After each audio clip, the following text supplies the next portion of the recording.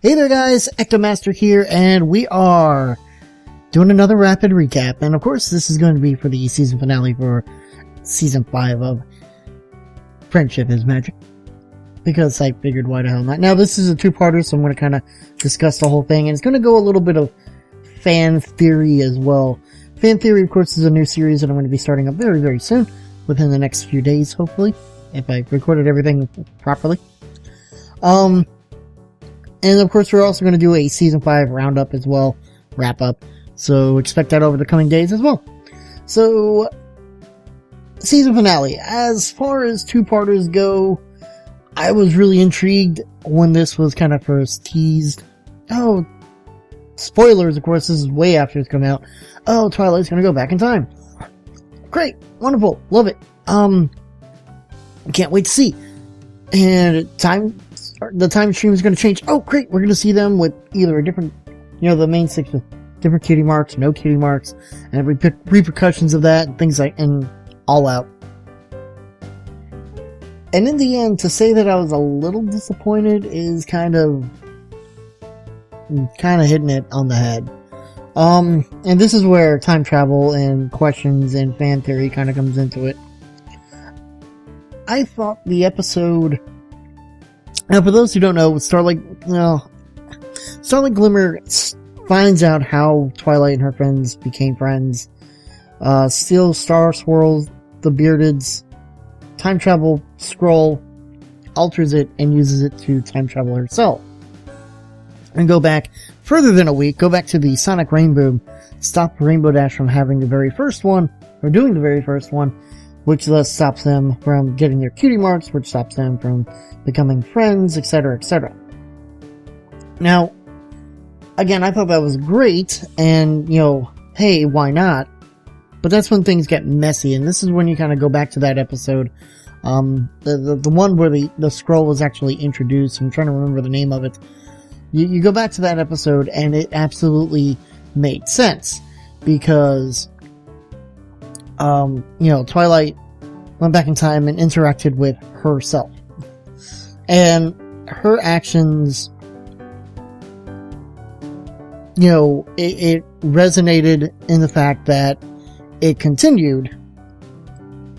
And not just continued in the sense that, oh, hey, it continued because, well, and I'm trying to find that episode, so that's why I'm kind of, it's about time, that's what it was called, it's about time. So she goes back in time, she interacts with herself, and she goes back in time, and she doesn't know what her future self was trying to warn her. And she takes the entire episode to go through that entire week, because it was just from the week before, the next Tuesday, and she's trying to figure out why, what was going on, what was she trying to warn me about? And she does her very best to not have whatever horrible outcome happened to future Twilight not to happen to her. Now, of course, as the episode goes on, she continues to do all the various things that she saw wrong with future Twilight. And in the end, she finds the scroll, realizes that everything that she did,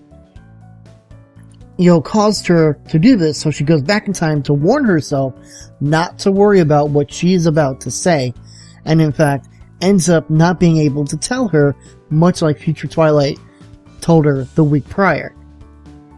So basically, it's one of those where it's been explained in other time travel episodes and series like Doctor Who, and that you can't go back in time and change history if you are already a part of history. The Terminator series also explored this idea, and this is one where it's going to be a fan theory, I guess. Good uses of time travel, bad uses of time travel. The very first Terminator explained it perfectly, and that the John Connor was born from Sarah Connor.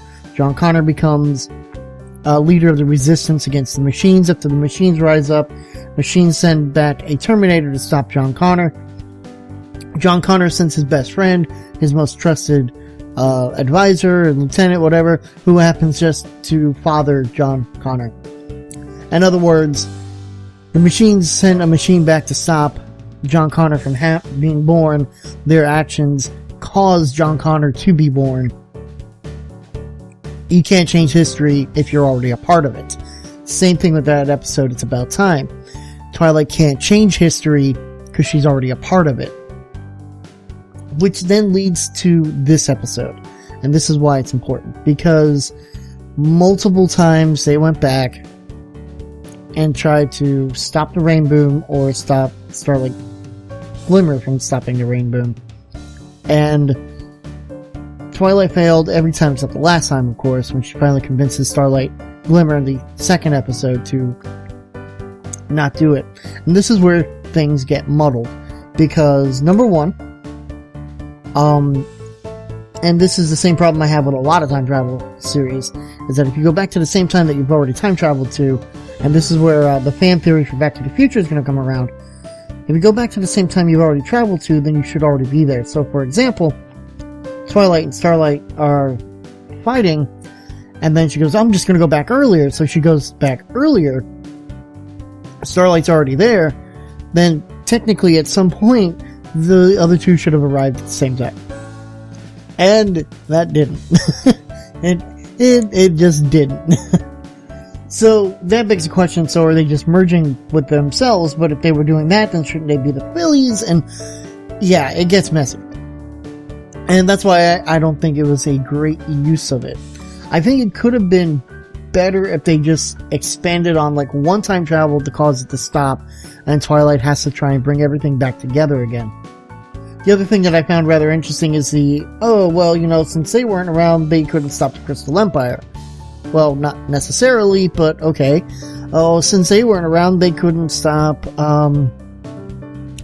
since they weren't friends, they didn't stop, Nightmare Moon. Well, not technically. Oh, since they weren't friends, they couldn't stop, the Changeling attack. Well, actually, no. I honestly think they're because, alright, this is getting into it. Starting with the Changeling one, even though it starts with, King Sombra and the Crystal Empire.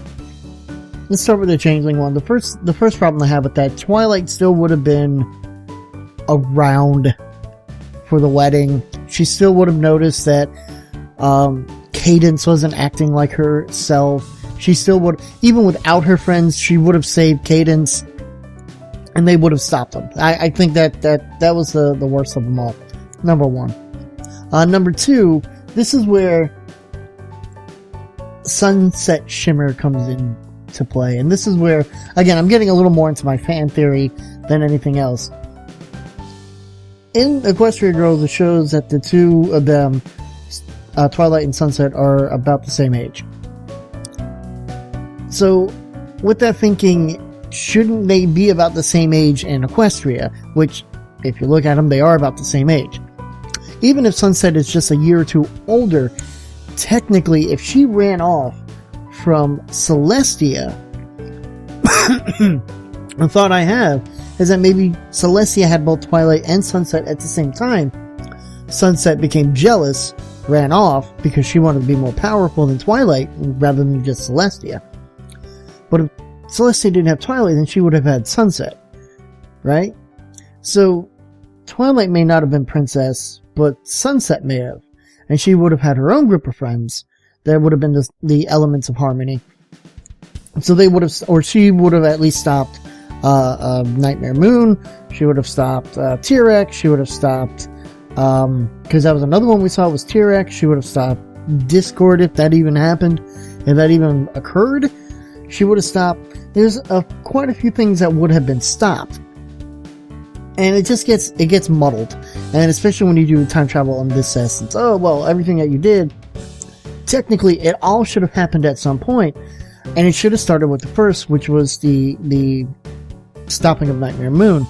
Well, it should be Night Eternal, number one. Sombra probably would be ruling beside her, because she would have, kicked his ass. Because it's Nightmare Moon, for God's sakes. T-Rex probably would have been ruling beside them, again, evil, so why not? Discord may not have had anything, he may still be frozen, because we're all busy with other things that are going on. So I would have liked to see, okay, it stopped. There's a different princess of friendship, like Sunset Shimmer, maybe even Twilight Glimmer. Twilight knows Sunset Shimmer, Starlight Glimmer. Oh my god, then Twilight Sparkle. Yeah, I know, they're all. And then it would have been interesting to see that something is wrong. Suddenly we have another Alicorn. Where did she come from? That would have been, I think, a better two-parter than back and forth. And then Starlight somehow knows what went on. And yeah, that would have been better, I think, as a two-parter. And then the ending of the episode, of the second episode, it almost felt like hey, this is the end of the season and the series, and it's over. Because they just had, like, everybody looking at the camera and saying goodbye, and it's like, oh, well, this probably would have been the end of the season if they didn't pick it, or the series, if they didn't pick up for the 6th season. So it makes me wonder what they're going to do for the 6th season. To which it apparently is going to be quite a few months, almost a year before we get more episodes, which I just think is too long. It's just, it's a very long gap, and yeah, it's just too much. All in all, not my favorite season endings. I mean, the fight between Starlight and Twilight was interesting, but not as badass as it was between T-Rex and Twilight. Season 4 definitely had a great ending. Season 2 had a great ending. Season 3 was the one where I think this was almost like a makeup for Season 3, where, the cutie marks are all changed and it's supposed to be a 2-part episode, but it wasn't. It was just a 1-part episode. And I think this was like supposed to make up for that. That was my original thoughts for it. But then in the end, it doesn't. And it just felt me like going, well, I was hoping to see like Manhattanite, Applejack, and maybe, I don't know, Spa working Rarity, businesswoman Pinkie Pie, for the Rock Farm, or Rainbow Dash, who's rather solitary, and she stays on the ground more, and then maybe like, Fluttershy is off in the woods or something. I don't know. I just think they could have done this in a much better direction than the way that they took it. And I'm just a little disappointed, that's all. And that's all for this recap, guys. We're back with more recaps, more series endings and seasons. Don't forget, I'm going to do a Season 5 wrap-up of Friendship is Magic. And until then, I will see you guys next time.